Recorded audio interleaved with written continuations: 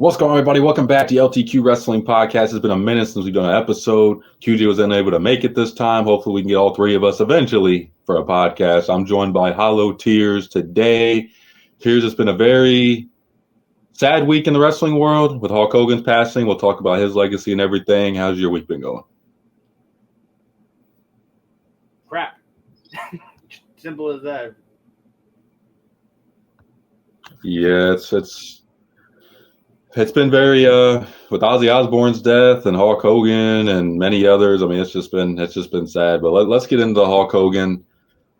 So he passed away age 71, cardiac arrest. As we all know, his health was not said to be very well. He had, I believe, neck and back surgeries, and he was just not doing well after that. I mean, 71 years old. I mean, that's tough to be having surgery, especially those type of big surgeries. I don't know what's true or what's not. I mean, there's been a lot of stuff said. Bubba the Love Sponge put stuff out there about how, he lost some carbon dioxide to his brain. He was basically brain dead.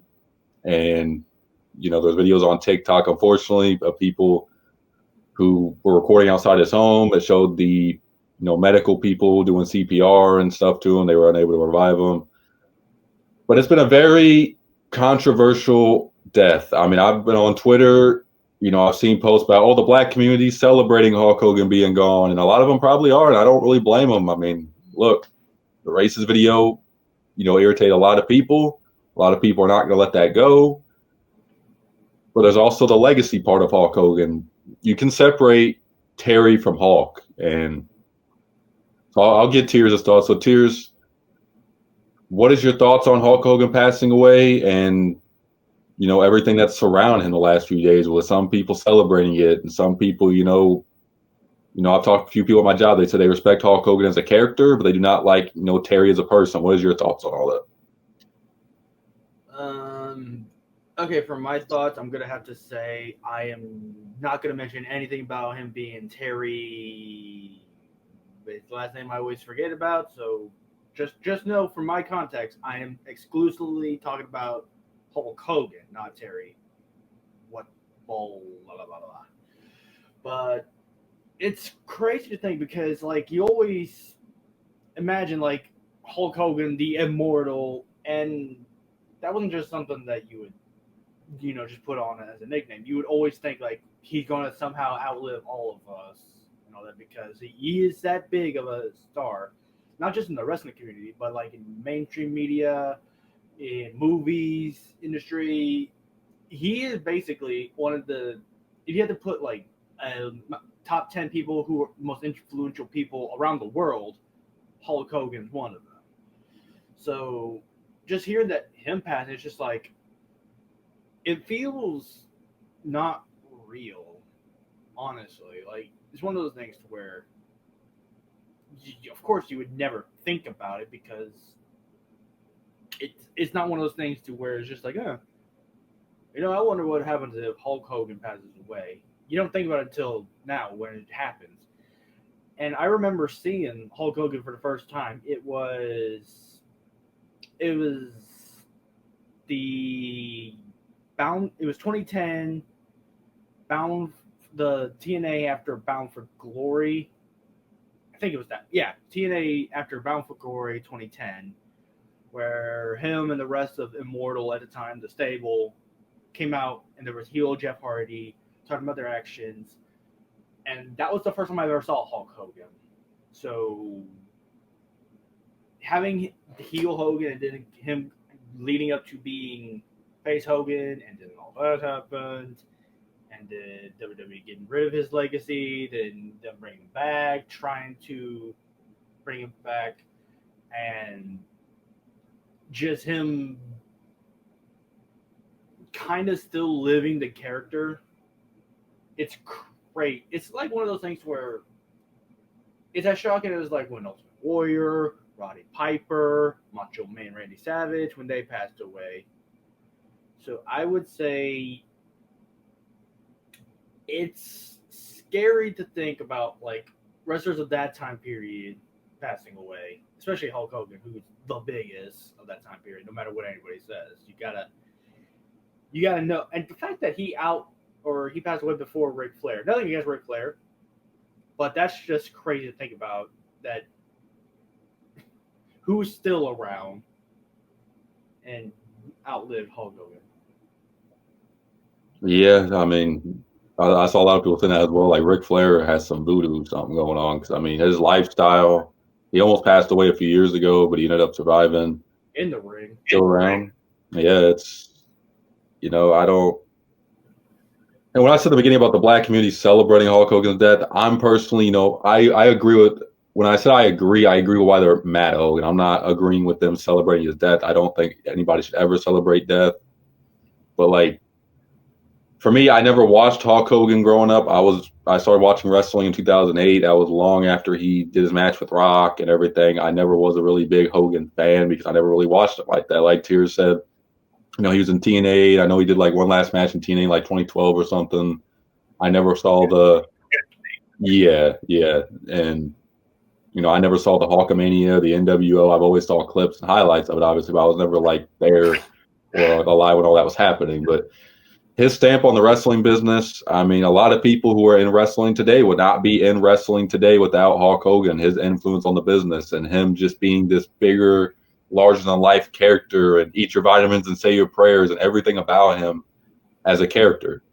And he was the biggest name in wrestling, you could argue, history. I mean, he made wrestling what it is today. WWE, really Vince, he made WrestleMania, that first WrestleMania, and Hulk Hogan really took off after that. And Hulk Hogan was his guy. And you could argue if Hulk Hogan was never around, Vince would have never been as successful as he was because Hulk Hogan was that big of a name for that promotion and that big of a merchandise seller and a baby face and a larger than life person. Like everything about Hulk Hogan in the wrestling business is just insane. And, I don't think there's anything you can really take away from him as a performer. I mean, and he really put his life, on the line every night for the fans because I don't think a lot of fans realize this. The reason he had back issues is because all the leg drops he took. I mean, he was doing that 6-7 days a week at that time period. And when you just keep doing that, yes, wrestling is predetermined and fans call it fake and all that other stuff.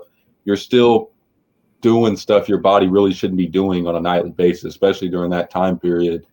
And his back just, it was just done. And you see him later in life, he wasn't really walking very well. I think they said he had the body of like a 140-year-old after all the bumps and stuff he took. I mean, his body went through it, and it was all for our entertainment. And yes, he made a lot of money, and he was a big star, but he didn't go through it without paying for it later in life, unfortunately, with his health. And, I think he became more of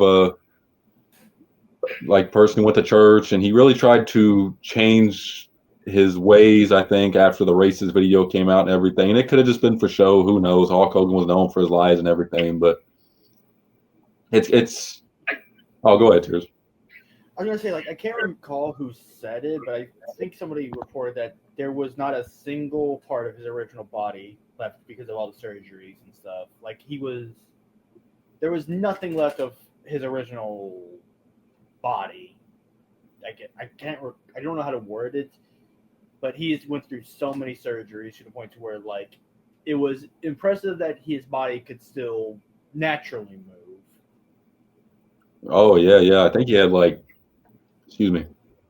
up to 10 or 11 back surgeries or something like that. I remember listening to him talk about it, and he had neck surgeries, and these guys put their bodies on the line. We see it now with Adam Cole. He might have to retire because of concussions and health issues. And Kevin Owens had to have neck surgery. And these guys are, yes, it's scripted and, all that. But, I mean, it's a lot of wear and tear on your body. So, yeah, like Tier said, Hogan, I mean, I was surprised he was even able to really move at this stage. And listen, I know a lot of fans don't like Hogan, especially him as a person, between all the lies.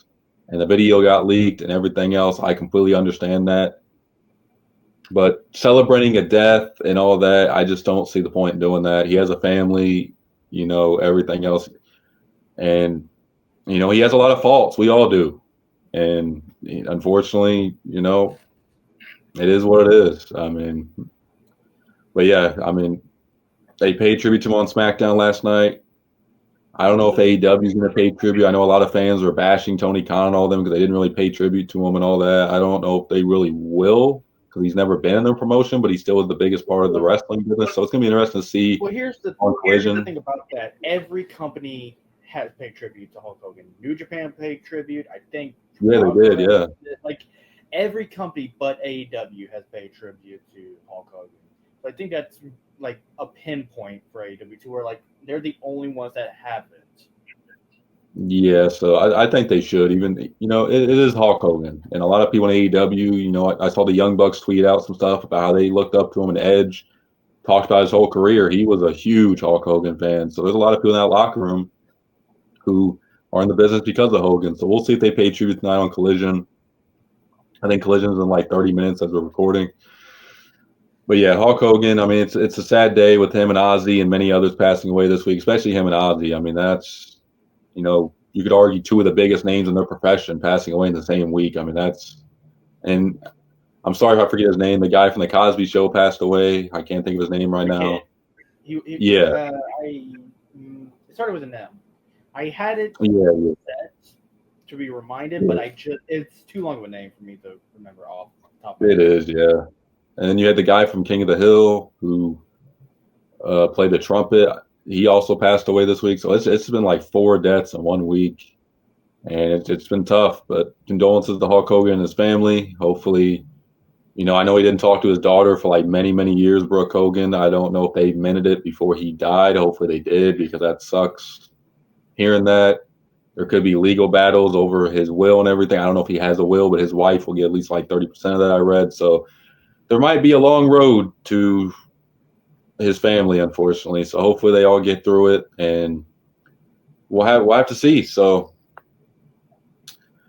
another thing that's been trending online, and I saw, Wrestle Ops. I follow them on Twitter. Shout out to them. It's where I get a lot of my wrestling information. As I pull up the quote from Bryan here, Bryan Danielson recently talked about WrestleMania 30. And a lot of fans say, that's the biggest moment of his career. I personally think it is as well. I know he said that him against Swerve was his biggest moment, which, I mean, I get it. That was a big moment as well. So here's Bryan's quote. I main event at WrestleMania 30, and honestly, it doesn't mean that much to me. My sister and my niece got to come in the ring, but I was about to marry my wife the following Friday, and they wouldn't let her come to the ring. They didn't want her to be in the thing.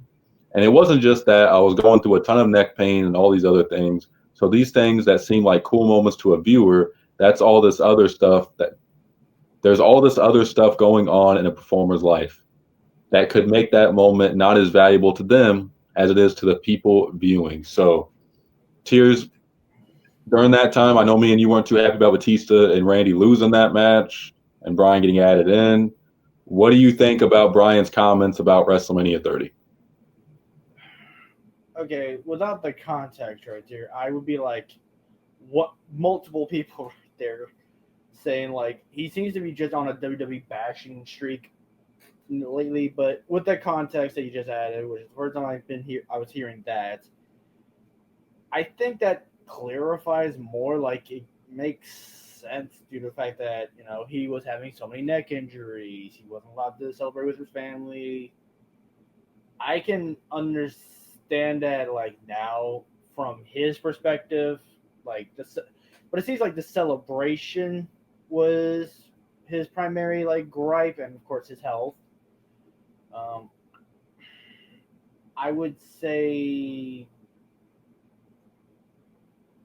for him personally, I can see that. However, for his career, no matter what, I don't think he's going to top main eventing WrestleMania 30 and winning at the time 2 major titles at once. I don't care what people want to say, like, oh, it was the WWE Undisputed Championship. No, it wasn't. It was the WWE Championship and the World Heavyweight Championship at the time. I will fight anybody on that. It was still 2 belts. 2 belts, not 1. 2.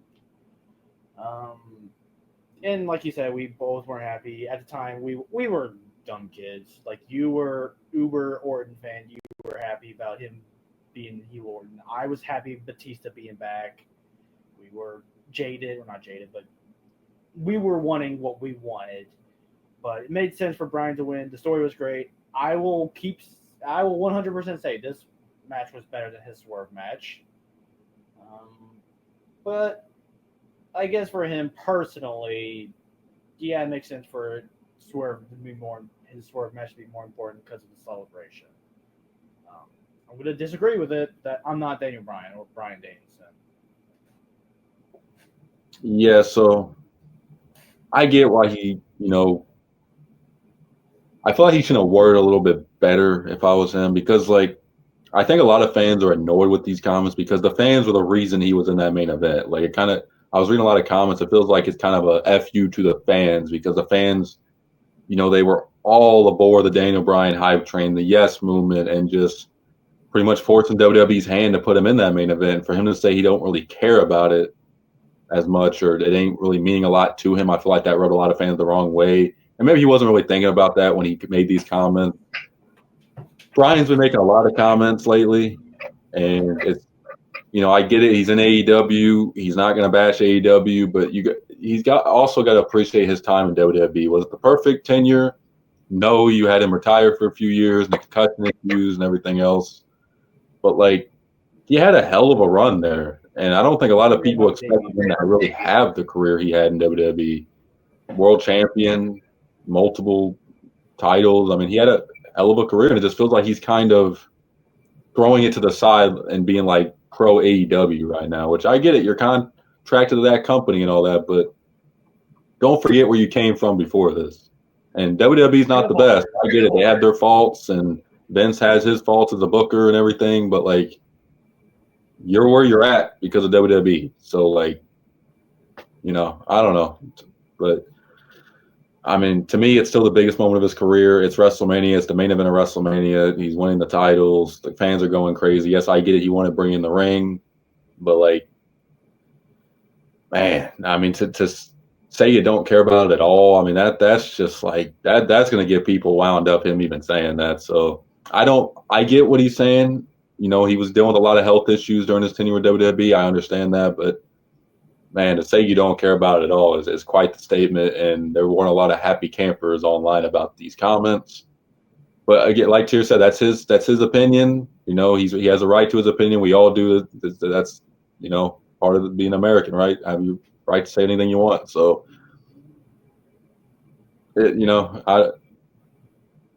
I get why he would say swerve because he had Bree and all them in the ring and his kids and everything. But man, that's tough.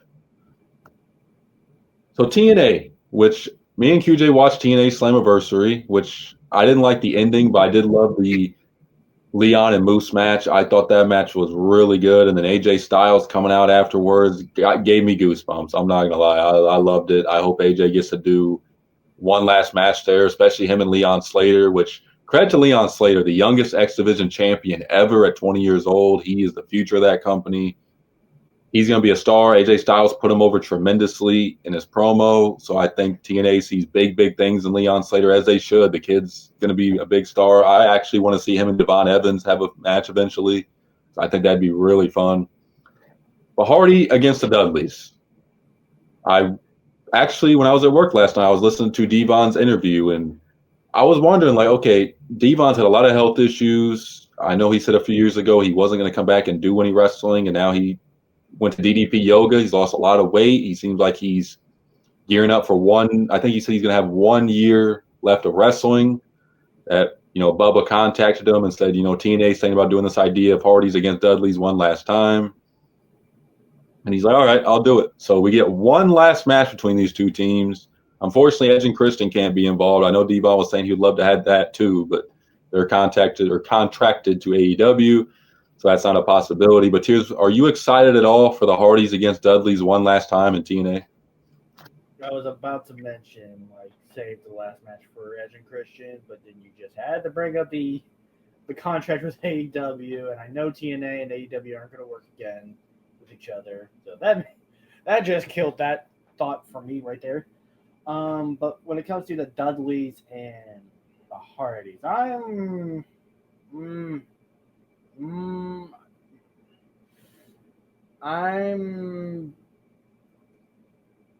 want to be happy. I want to be excited.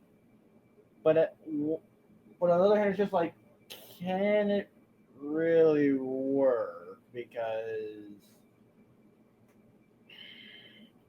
Jeff can barely. I don't know. I think my jaded mind about all this is clouding it because I want to be high, but at the same time, I'm just like, dude, none of these guys can do what they used to do. The only one who could potentially still move the best is Bully Ray or Bubba Ray. Maybe Devon can do well again, but I don't know about him. Jeff is kind of destroyed. He is held together by glue and duct tape, and Matt can do stuff. But I'm just like thinking to myself, do I need this match or do I want this match? That's the main question. It's like, which one's more important? Do we want it or do we need it? And I'm leaning towards want, but I can also live without, if that makes sense. I'm probably gonna get flagged for it, but is it good that it's happening? Sure, but I'm not gonna be like frothing in the mouth to watch it. Yeah, I definitely agree. I mean, when I first heard about it, I was like, Harleys and Dudleys in 2025. I mean, I get why TNA's doing it. There's a lot of casual fans who might not watch TNA who might be like, oh, you know what? Hardy's against Dudley's is facing off. Let me tune in. And Bound for Glory is one of their big pay-per-views, so I get it. Am I excited for it? Not really. I mean, it's cool to see Devon getting back in the ring. Like Tier said, we don't know what he's going to be, but I didn't think he'd ever wrestle again. But the Hardys, I mean, they're still going. They're not at that high level they used to be. They're both, I believe, Matt's in his 50s and Jeff's in his late 40s. And Jeff's taking just a lot of wear and tear. And just, I mean, you talk about a guy who's put his body on the line for the business. I mean, Jeff Hardy's a perfect example of that. So, I mean, we'll see. I don't know what to really expect. Maybe having low expectations. I always say this. Maybe having low expectations for this match would be a good thing. Maybe I'll be impressed and be like, you know what? All four of these guys that were in their 40s and 50s put on a solid match. Maybe that'd be a possibility. We'll see. I've been enjoying the TNA product. I'm not the biggest fan of Trick being world champion. Hopefully, Santana wins the title at Bound for Glory because I just didn't like the way Trick won the title. But other than that, I've liked a lot of their stuff lately. So we'll have to see. I don't really have too many other comments about this match. I mean, I get why they're doing it, but I don't really have too much high expectations really. So we'll see. I do think both these teams will end up back in WWE eventually, especially the Hardys. They teased it many, many times. Devon was asked, like, do you want to retire in WWE? And he said if that's a possibility, yes, but WWE has so much medical clearance stuff you have to go through. He don't know if that's a possibility.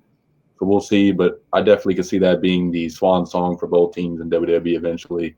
And maybe them putting over another tag team. The WWE has a lot of talented tag teams. So we'll see. So final topic, and I did a short about this if you guys checked it out. There's a report that WWE officials see Roman Reigns against Bron Breakker as like a huge WrestleMania main event type of match. And I'm guessing that's why they're not doing it at SummerSlam. They're doing a tag team match instead. They don't want either one of these guys taking a pin. This is like future versus current, basically. I mean, if they do this match, it's like a passing the torch moment. So Tears, what do you think about them potentially doing Braun Breaker and Roman Reigns at WrestleMania? Do you see it as a WrestleMania main event level match?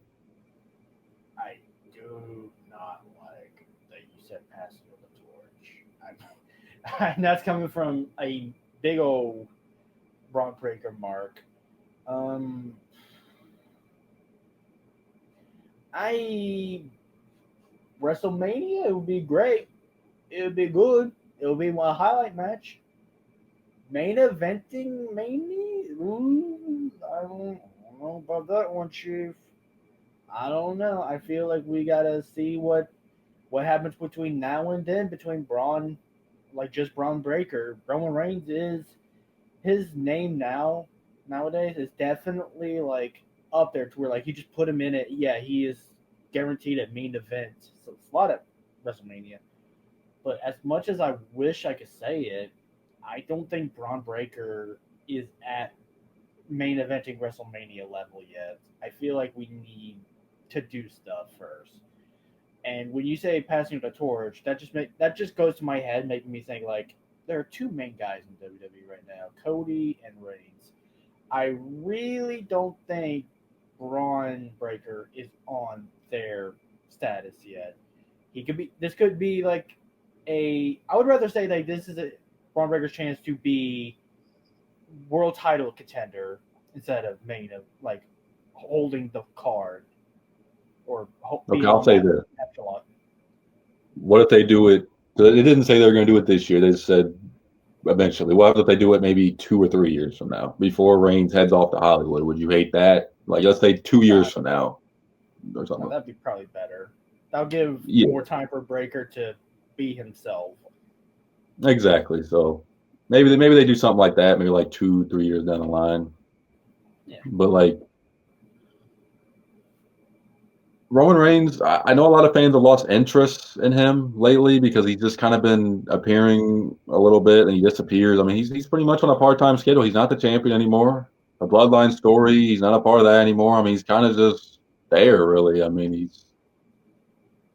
really, it was supposed to be him and Rollins at SummerSlam. So this is him and Jay against Braun and Bronson was kind of just thrown together last minute because the Rollins is injury, if you consider it, or if you think it's a work, whatever. We'll do a SummerSlam prediction video as well and get into that. But I see the appeal of this match. I mean, this is two big guys. You had that big match feel and everything. Like Tier said, I don't know if this year would be the best time, even though I feel like they probably end up doing that because I mean, I don't really know who else Reigns is going to face at WrestleMania. I mean, Fatu and Solo are busy. I really don't want to see him against Solo anymore. They could finally pull the trigger on that Rock and Reigns. Yeah, I wish, because they've been teasing that for like a decade now. But Rock, who knows what he's even doing at this point? I mean, he's gotten a lot of flack too for the screwing up the Cena heel turn, and then there's the Travis Scott stuff about how Travis Scott ain't on the turn with WWE anymore, and all that. So who knows? We'll see though. I mean, eventually, I've talked about this a while ago. I saw this. I saw Reigns having 2 big matches. It was him and Fatu and him and Bron Breakker. Just because if you want these guys to be the future of your company, you're going to put them against the biggest guy, the biggest name in the company. And like Tier said, that's Cody Rhodes and Roman Reigns, and maybe Braun and Jacob face both these guys. We'll see. But I'm not mad at it. There's worse matches they could put together, so we'll have to see. So, Tiers, any final thoughts before we wrap up this episode of the podcast? Yeah, I wanted to make a comment about the whole like Reigns right now, like his situation being part-time arrest. Do you know what comparison this reminds me of? And this will probably make a lot of sense.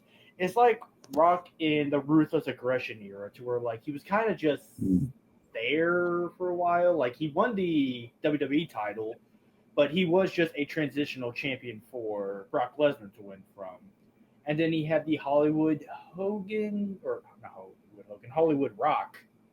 storyline for a while, and that was like once again him being a like part-timer doing some wacky stuff like with the Hurricane and losing the Goldberg. It was I would say like that's where Reigns is at right now, to where like he's kind of he's not a part of the roster. The roster just does storylines that have him a part of. Yeah, I agree with that.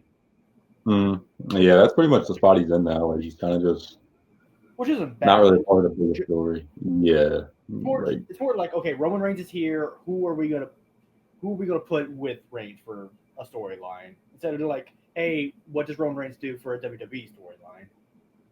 Yeah, exactly, and that's not a bad thing. I mean, anybody could use a rub from being in a feud or match with Roman Reigns. I mean, I'm not really mad at that being his role. I mean, he's got probably 2 or 3 years left if what he's going by is accurate. I think he signed like one last deal. Yeah, so I think that'd probably be his role going forward. I mean, probably just him being put in feuds, and the Bloodline stuff is pretty much long gone with him and Heyman breaking up, and whether you like it with Solo getting all these new members and everything, that's up for debate for another day. But hopefully you guys enjoyed this episode. Make sure to like and subscribe for more wrestling content. Comment any thoughts down below. Were you a Hulk Hogan fan? Are you looking forward to Braun and Roman Reigns? The Dudley and the Hardys, does that appeal to you? Do you like Bryan Danielson's comments? Comment any thoughts you have down below. Appreciate the support as always. Peace.